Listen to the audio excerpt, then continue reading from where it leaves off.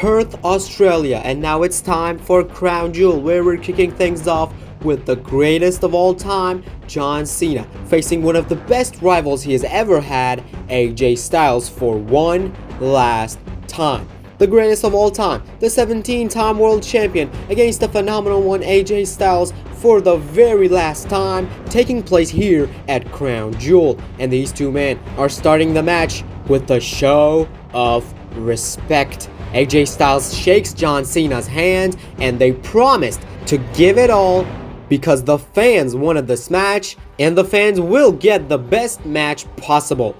They start by locking up the chain wrestling style between these two, and both of them are doing it equally.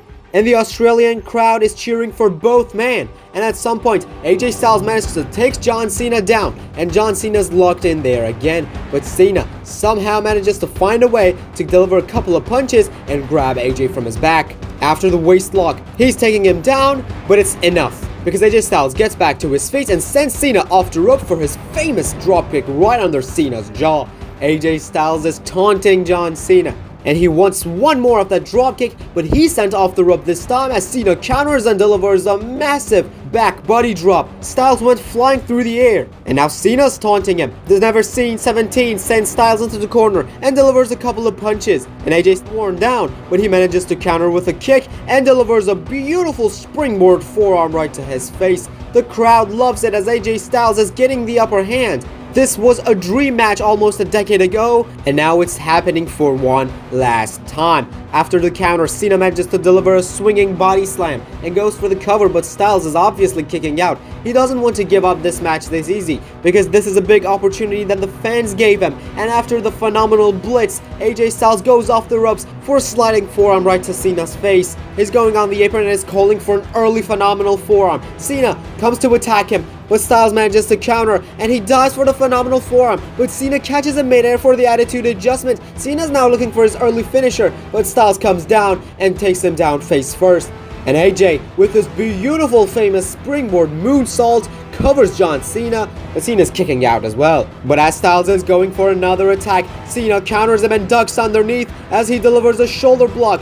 One last time in Australia, he's delivering his famous combination after two shoulder blocks and the spin out suplex. A you can't see me taunt and the 5-knuckle shuffle. Now Styles is in position as John Cena is calling for him. He wants an attitude adjustment and he lifts him up, but Styles somehow manages to counter, and he somehow lands on his feet and answers with the Styles Clash instead. He got all of it, and he stacks Cena up.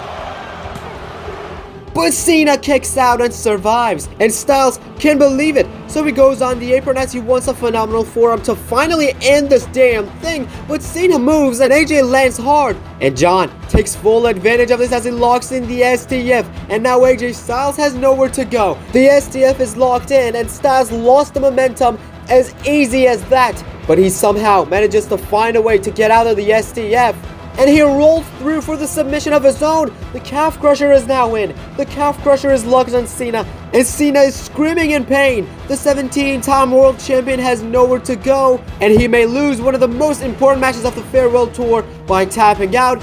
But no, he's not. He slips out of submission, and immediately he follows it up with an attitude adjustment. Styles is down, but Cena's not going for the cover. Instead, he locks him in the STF again. AJ Styles is locked in the STF this time after being hit with an attitude adjustment. Now AJ is the one who's screaming in pain, looking for a way to get out of the submission, and he does that by forcing a break after he grabbed the bottom rope. So Cena lets him go, but he still wants another AA, but this time AJ Styles counters and carries him in the fireman's carry for an Ushi Gurushi. And now Cena's down, and AJ Styles delivers a gorgeous springboard 450 splash.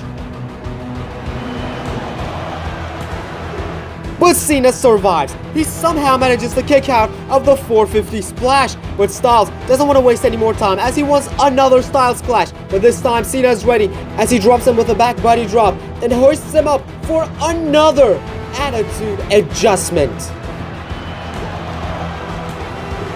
But another kick out by AJ Styles. He's still kicking out, and Cena can't believe how. He's going on the second rope, calling for him, but as he wasted too much time for taunting, AJ managed to join him up there and is looking for a Hurricane Rana, but Cena caught him in the powerbomb position and he transitions that into a fireman's carry for an avalanche attitude adjustment from the top to the Phenomenal One. Styles kicks out again. We can't believe it. Neither can Cena. And he may not have too much gas left in the tank as well. Both men are down and they both get back to their feet at the same time. And now they're trading a couple of shots in the middle of the ring. Everyone is standing on their feet as AJ Styles delivers the Pele kick and gets the upper hand against Cena. He goes on the apron and this time Cena is in position for the phenomenal forearm and AJ gets all of it and he's beating up John Cena. Cena grabs the bottom rope, which forces a break and cancels the count. AJ had the match won, and he believes it was a 3 count. He wants to make sure that the referee didn't make a mistake, and the ref is telling him that it was a 2 count. Meanwhile, he's talking with the ref. John Cena recovers and arrives from behind with an attitude adjustment, and not just one. He rolls through as he delivers the second one to the Phenomenal One. And that's it. John Cena beat AJ Styles in an absolute 5-star match, which can be remembered as one of the greatest matches of John Cena's career, just like every other match he had against the Phenomenal One. And after the match, and another show of sportsmanship between these two, they shake each other's hands. But next up, it's the Women's Crown Jewel Championship match, where we have the new Women's World Champion Stephanie Vaquer facing one of the longest reigning Women's Champions in the history of the WWE Women's Championship, Tiffany Stratton, who will walk out as the Crown Jewel Champion. Both of these women are great athletes and they're starting the match by showing off their abilities. And Tiffany manages to take down Stephanie as the starter of the match. But Vaquer, though, is fighting back and she's showing why that she is the Women's World Champion and is one of the fastest rising stars in WWE today. And he uses the ropes for a modified armbar in the corner, which hurts Tiffany's arm, and Stephanie Vaquer follows it up with her famous beautiful springboard crossbody. But as the match continues, Tiffany manages to get back the momentum again as she delivers her own famous moves, cartwheel splashes, and the springboard style attacks. And the WWE Women's Champion manages to deliver an early Swanton Bomb, landing on the Women's World Champion, but it's not enough to keep her down. And at some point, Tiffany's sent to the corner by Stephanie Vaquer. Now she's looking to work on Tiffany's leg. A dragon screw followed by a foot DDT, which forces Tiffany to leave the ring to regroup. But as Stephanie wants to join her outside with a suicide dive, Tiffany manages to counter and she gets back the momentum at ringside. They come back to the ring and after a springboard swanton, Tiffany's trying to nail Stephanie with a beautiful Alabama slam, but it's not enough and the Women's World Champion manages to kick out of it. And Stratton is frustrated, and that's why instead of showing her athletic abilities, she's just grabbing Stephanie in the throat, trying to choke her out. But after the referee separated them, Tiffany goes for the PME, which Stephanie moves, and immediately she locks her in a Fujiwara armbar. Tiffany somehow managed to slip out of the submission, but then she's caught in another submission again. This time an STF is locked in by Stephanie, and Tiffany has nowhere to go. Stephanie can win her second title only a month after becoming the Women's World Champion. But Tiffany manages to counter and she takes Stephanie down with a clothesline. She goes off the ropes and looking for the famous dropkick, but Stephanie takes her down instead and locks her in between her legs for the Devil's Kiss. The Australian crowd loves it as Stephanie Vaquer is getting the momentum. She wastes no more time and follows it up with the Stephanie Vaquer bomb.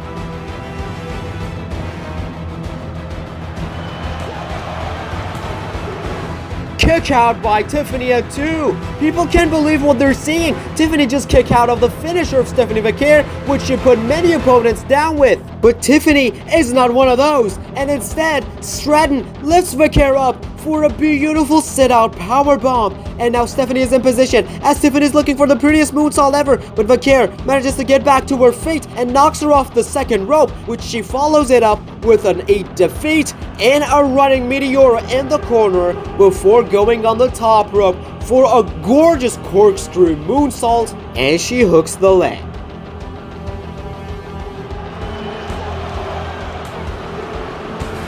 And that's it. Stephanie Vaquer becomes the 2025 Women's Crown Jewel Champion. It's been almost a month since she won the Women's World Championship, since she won her first singles title in the main roster of WWE, and now she's the Crown Jewel Champion. But as we're in Perth, it's now time for an Australian street fight, as the OTC Roman Reigns, after returning a couple of weeks ago on Monday Night Raw, is gonna face Bronson Reed in a rematch of Clash in Paris, this time in an Australian street fight. And the start of the match is nothing but fists and punches. Roman Reigns manages to get the upper hand against the hometown hero, which of course the crowd is not supporting him as much as they support Roman Reigns, and Roman takes him down at ringside and wants to continue the fight there. Remember, there are no disqualifications, no countouts, and any illegal moves will be legal tonight. And Bronson Reed is doing the exact same thing. He is using the barricade, the steel steps, the announce table to get the upper hand against the tribal chief, and he sends it back in the ring, and the first weapon will be the steel steps.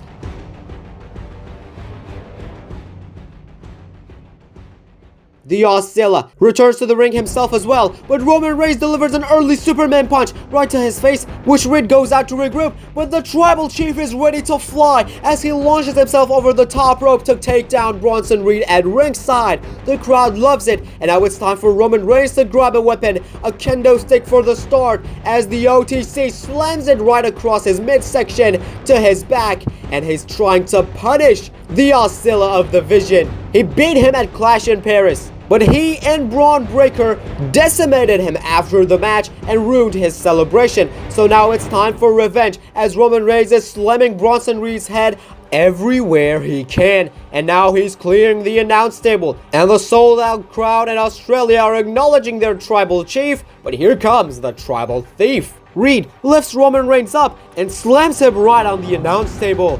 Bronson Reed is looking for another weapon, and he's bringing tables to action. It sets the table up at ringside, and he wants to put Roman Reigns through it, but the tribal chief manages to counter, and after an elbow to the face, he sends Bronson Reed back in the ring. He goes on the apron, and he manages to counter Bronson Reed's attack, and he puts him on the second rope and is measuring Bronson Reed up for his famous drive-by dropkick. They return to the ring, and Roman Reigns is trying to lift Bronson Reed up, but he can't, at least for now. And Reed is the one who's lifting his opponent up, and he drops him down, followed up by a massive senton, crushing the ribs of the tribal chief. The fight gets outside again, and this time we're now near the stage. A body slam on the hard part of the stage, but as Bronson Reed is carrying Roman Reigns towards the entrance area, Roman manages to come down and delivers a big boot. The street fight is still going on, and Bronson Reed finds a trash can there, which he uses to destroy Roman Reed. But that's nothing compared to this massive sit-out powerbomb after they return to the ring, which Roman Reigns somehow manages to kick out of it. And Bronson Reed goes on the top rope for a tsunami, but as he's mocking Roman Reigns, the big dog throws one of the chairs that he was on, knocking Bronson Reed off the top rope. He crawls to the corner to recover, but that is the exact same position Roman Reigns wants him to be, because after a Superman punch, he delivers a massive spear to end this damn thing. That's what we all thought would happen. Unlike Bronson Reed, he kicks out, but that doesn't mean he's getting the upper hand, because Roman Reigns is continuing the beatdown with the rapid punches to the face, which busts Bronson Reed open. And after Roman Reigns made sure that he's drawn with blood, the tribal chief picks up the steel steps that Bronson Reed brought in, but before he could do anything with it, Bronson Reed carries him on the fireman carry for the jagged edge, the Death Valley driver. But he's not going for the cover. Instead, he sees something, and he thinks of something. He sees the table at ringside and is putting Roman Reigns on it. He's looking to tsunami the tribal chief through it.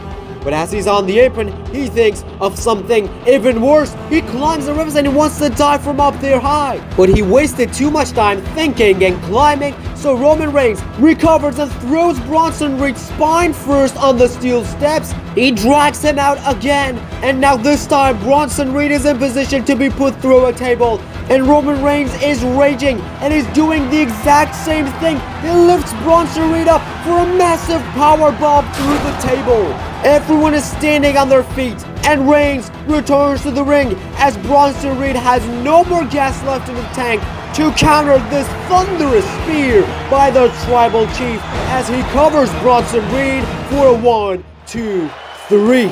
And that's it. Roman Reigns beat Bronson Reed once and for all. What he will do from now on will be interesting, but at least he's done with one member of the Vision. He's done with Bronson Reed. But the homecoming superstar was not successful to win. Is the other homecoming superstar, Rhea Ripley, successful to win? The Eradicator is teaming up with Io Sky to take on Asuka and Kairi Sane in form of the Kabuki Warriors. And Kairi Sane and Io Sky are starting things off in this match, and Kairi is still trying to convince Io Sky to apologize to Asuka and come back to their family, which Io Sky is clearly refusing to. So Kairi starts the fight, but Io is the one who has the upper hand. We should also pay attention to the fact that Kairi Sane is fighting in this battle with mixed emotions. But that doesn't matter, because in a wrestling match, what matters is wrestling. Because at the start of the match, Rhea Ripley and Io Sky are the ones who were successful in this thing. And after Rhea Ripley's tagged in, she wants Asuka to tag in. And she does. She comes after Rhea Ripley. But Rhea moves, and instead she delivers a nasty kick right to the side of the head, which Asuka quickly tags Kairi Sane back in. And Kairi didn't ask for this tag, because Rhea Ripley is almost 2 times the size of Kairi Sane, and she's not as prepared for Rhea Ripley as Asuka may be. But she doesn't have any other choice but to fight this battle, which she's completely being decimated in, and Rhea Ripley is throwing her like a rag doll all over the ring. Kairi Sane can't do a single thing about this, and even Kairi is being double teamed by Rhea and Io. But at some point, she somehow manages to deliver a punch, and she immediately makes a tag with Asuka, and now they are double teaming Rhea Ripley. And this time, because Asuka has the upper hand against Rhea Ripley, she's not tagging Kairi Sane back in. She's continuing the fight, where eventually Rhea Ripley somehow manages to make a hot tag with Io Sky, and Io is coming after Asuka. She's coming after the woman that claims to be Io's mentor, and she may have played a role in Io's success, but her betrayal is definitely unforgivable and unforgettable. But at some point, where Io and Kairi are the legal competitors, Asuka takes down Rhea at ringside, and after an interceptor by Kairi Sane, she goes on the top and she's calling for the insane elbow. But Io Sky moves out of the harm's way by crawling to the apron. So Kairi has no choice but to calm down, which Io dodges her running attack and sends her at ringside. Also, Rhea Ripley is the one who counters Asuka's attack, and Io Sky sees both of them in position because the genius of the Sky is ready to fly. A springboard moonsault to the Kabuki Warriors at ringside, and Io Sky sends Kairi back in the ring, and she follows it up with her famous beautiful springboard dropkick and goes for the over the moonsault. And no one is there to intercept, and the moonsault is landed. But at 2.9, Asuka manages to get back to the ring and break the pin. She takes down Io Sky from behind, but here comes Rhea Ripley. The Eradicator from behind lifts Asuka up and plants her down face first with an electric chair facebuster. But here comes Kairi Sane, which takes down Rhea Ripley with a wheelbarrow stunner, and the hometown hero rolls out of the ring. But Sky, who is the legal competitor of her team, sends Kairi into the corner and sets her in position for the bullet train attack. And Kairi is in position for another moonsault, but instead, Io Sky tags Rhea Ripley in. The genius of the Sky dives through the ropes to keep down Asuka at ringside, and Rhea Ripley is punishing Kairi Sane for her actions with a massive riptide right in the middle of the ring. And that's it. A 3 count as these two women are getting this massive win, which is of course a very special win for Rhea Ripley in her home country. Big win for Io Sky and Rhea Ripley as they beat the Kabuki Warriors. But now it's time for our massive main event. Seth freaking Rollins, who thinks he has to beat Cody Rhodes as the World Heavyweight Champion, and his opponent, the American Nightmare himself, Cody Rhodes, as the Undisputed Champion, who will walk out of Perth as the Crown Jewel Champion. We will find that out. They start the match by staring down, but as Cody Rhodes taunts Seth Rollins, that pisses the Visionary off. But Cody Rhodes is prepared for Seth Rollins. He's even more than prepared for the World Heavyweight Champion, because this is the same man that he beat 3 times after his return to WWE. But as they go outside, Seth Rollins is the one who gets the upper hand using the environment, and as they return to the ring, Seth Rollins delivers a couple of springboard attacks, springboard knees and springboard moonsaults, and Paul Heyman absolutely loves it. But Cody Rhodes jumps over Seth Rollins and delivers a snap power slam. The American Nightmare now is getting the upper hand, a disaster kick to Seth Rollins, and an early Cody cutter to the World Heavyweight Champion, and Cody Rhodes goes for the cover.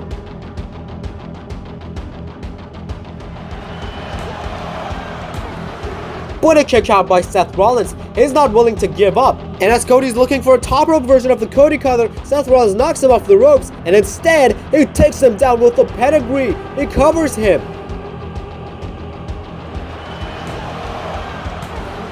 But Cody's not giving up either. Immediately wants to follow it up with a buckle bomb, but Cody Rhodes manages to counter him and delivers a Hurricane Rana, which drives Seth Rollins into the ring post and sends him out of the ring. And Cody Rhodes flies through the air with a beautiful springboard crossbody to Seth Rollins at ringside. Cody Rhodes is fired up, and the crowd is completely behind the American Nightmare. And the fight, it's getting on the announce table as Seth Rollins delivers a right hand to Cody Rhodes, which was a bigger one than Cody's, and helps him get the upper hand to eventually put the undisputed champion through the table with a powerbomb. And he sends Cody Rhodes back in the ring as Seth Rollins delivers a curb stomp in the middle of the ring.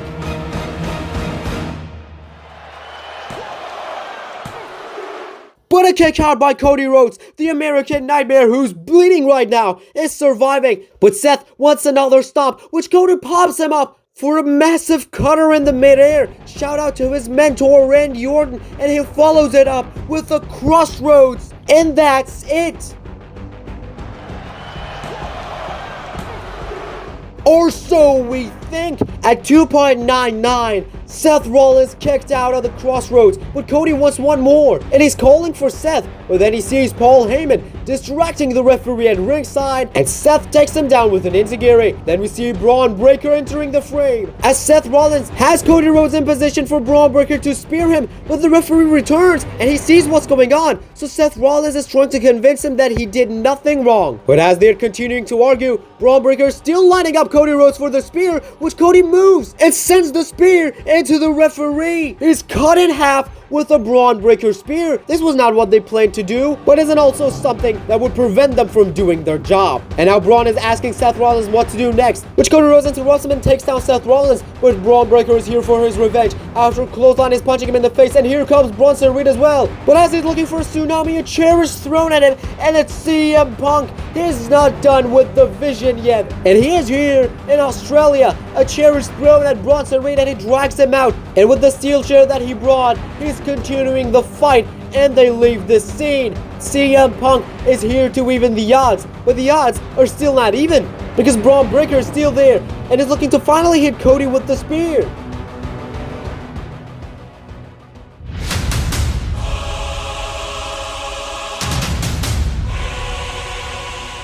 Now, the odds are even because the Tribal Chief is here. He's not done with the Vision yet, and this time he's coming after Braun Breaker. He enters the ring, and he ducks underneath and delivers a rib-breaking spear to the unpredictable badass. He sends him out, and Roman Reigns is here to save the day. They brawl out of the scene as well, and now Cody Rhodes and Seth Rollins are alone in the middle of the ring again. And Cody Rhodes is being caught by Seth Rollins with a pedigree, but no, he manages to counter it and delivers a big clothesline instead. But he can't, because Cody's still there and is delivering a pedigree of his own. Now Seth Rollins is down, and Cody Rhodes has him in position. This time, no one to interfere, as Cody Rhodes delivers a crossroads, rolls through for the second one, and not just 2, but 3 crossroads to the World Heavyweight Champion. At the very last millisecond, someone drags the referee out of the ring. It is a 100-man this time, and Cody is trying to fight back against him, but he can't, and he's being crushed by this man in the middle of the ring. It's the newest member of the Vision, it's Tony D'Angelo. He sets Cody Rhodes in position. He leaves the ring, and Cody's trying to get back to his feet, but he can't because Seth Rollins is back. And he plants Cody Rhodes down with another curb stomp. And another referee arrives to count the 3 count, and Seth Rollins becomes the new Crown Jewel champion. And that happened thanks to the newest member of the Vision, Tony D'Angelo. Seth Rollins told everyone, especially his Oracle, Paul Heyman, that he has to beat Cody Rhodes, and he did what he told everyone he will do. And he proved to his Oracle that why did he choose him over Roman Reigns. He proves that it wasn't a mistake, because now your World Heavyweight Champion is the Crown Jewel Champion.